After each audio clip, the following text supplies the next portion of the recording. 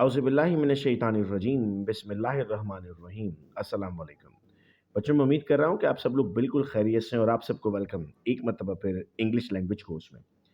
Students हम last class में unit number 26 पढ़ रहे थे टेंसेस और आज की क्लास से हमें स्टार्ट करना था टेंसेस को। हम चलते हैं यूनिट नंबर 27 पेज नंबर 68 पर। तो सबसे पहला जो हमारे पास यूनिट आता है टेंसेस में वो है प्रेजेंट इंडेफिनिट या जिसे हम नाम देंगे प्रेजेंट सिंपल। हम प्रेजेंट इंडेफिनिट कब इस्तेमाल करते हैं सर? किसी रूटीन को बताने के लिए, किसी आदत को बताने के लिए, कोई यूनिवर्सल ट्रुथ बताने के लिए जो हम यूज़ करते हैं वो कहलाता है हमारे पास प्रेजेंट इंडेफिनिट।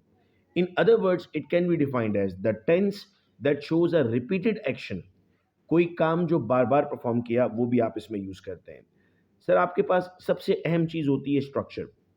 इसका स्ट्रक्चर होगा सब्जेक्ट प्लस वर्ब की first form plus object. Present indefinite जब आपके सामने आएगा आप कहेंगे सब्जेक्ट होगा, वर्ब की फर्स्ट फॉर्म होगी और ऑब्जेक्ट होगा। फिर हम ये जानते हैं कि सर अगर नेगेटिव बनाना है तो या तो डू नॉट लगेगा या डज नॉट लगेगा। डू और डज कब लगता है पीछे पढ़ चुके हैं हम, ही शी इट, इनके साथ हम या सिंगुलर नाउन के साथ डज लगाते हैं और यहाँ पर उसके अलावा सबके साथ डोंट लगेगा, डू नॉट लगेगा। इंटरोगेटिव होगा तो ये पहले आ जाएगा, डज या डू, सब्जेक्ट प्लस वर्ब की first form plus object. Negative interrogative होगा तो डजंट या डोंट हो जाएगा, फिर सब्जेक्ट प्लस वर्ब की फर्स्ट फॉर्म प्लस ऑब्जेक्ट। आइए सेंटेंस की तरफ चलते हैं। ही शी इट और सिंगुलर नाउन के साथ हम वर्ब की फर्स्ट फॉर्म में एस और एस लगाते हैं तो हो गया a mechanic fixes the car.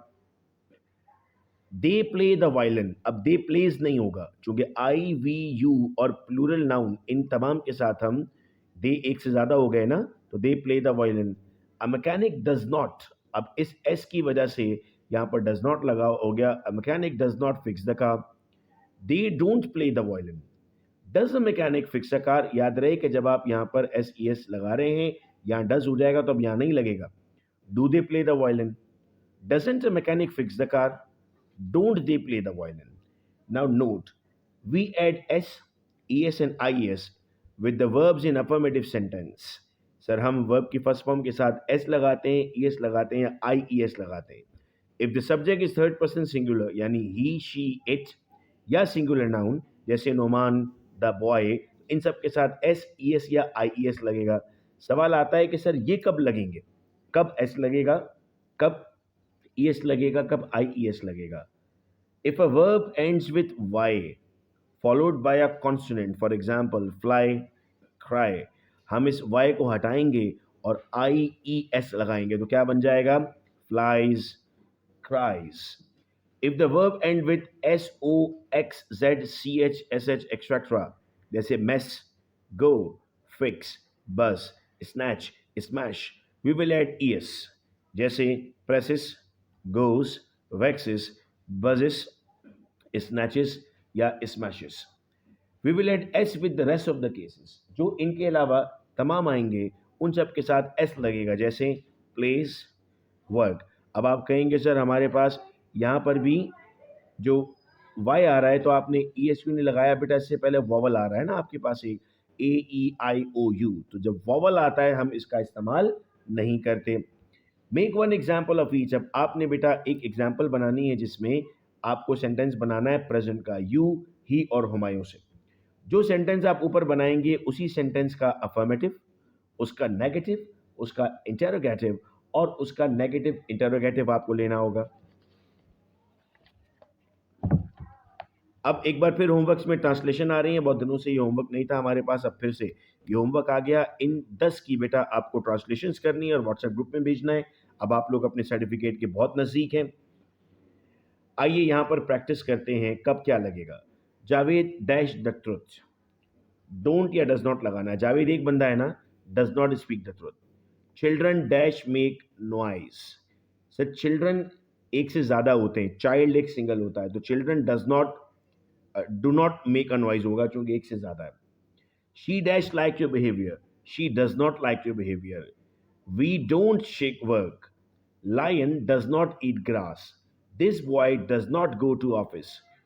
You don't need my help. Ali and Adil don't speak German.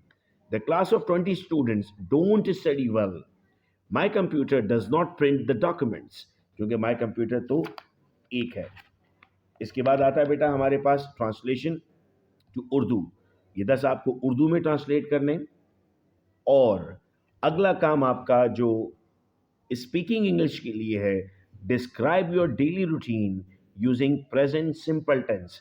आप दिन में क्या करते हैं उस सब को आपको प्रेजेंट सिंपल टेंस में लिखना है और इसे वॉइस में व्हाट्सएप करना है, जिस नंबर से आपको ग्रुप में मैसेज आता है, ताकि आपकी स्पीकिंग और आपकी वर्ड्स की प्रोनाउंसिएशन को चेक किया जा सके।